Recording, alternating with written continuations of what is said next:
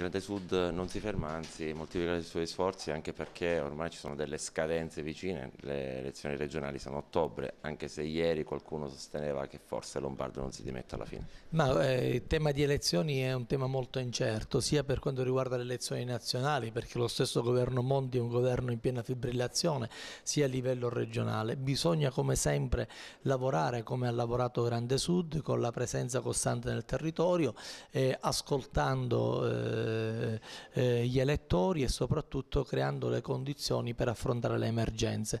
Oggi con i consiglieri comunali di Agrigento vogliamo ben capire come poter dare un segnale costruttivo a questa città, nella consapevolezza che Agrigento ha premiato Grande Sud e Grande Sud oggi in Consiglio Comunale è sicuramente alternativo rispetto all'attuale amministrazione, ma vuole poter contribuire per quei provvedimenti che mettano Agrigento prima di tutto nello sviluppo del nostro territorio.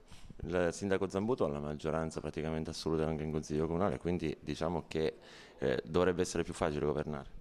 Il vostro ruolo in questo? Ma penso che Zambuto ha vinto con una larga maggioranza, con dei progetti che ha esposto alla città. Adesso speriamo che con la sua maggioranza riesca a portarle avanti. Grande Sud è il partito del territorio e saprà sicuramente affrontare favorevolmente queste tematiche, se queste tematiche troveranno il gradimento della società agrigentina. Il Consiglio Comunale di Agrigento ha aperto i battenti, sarà una legislatura pesante anche per via della crisi che investe, la crisi economica che investe un po' tutto il mondo, ma la nostra città in maniera particolare. Dobbiamo dare risposte a questa città. Il sindaco Zambuto ha avuto un grande plebiscito di voti e merita di governare. Noi lo appoggeremo per le cose che sono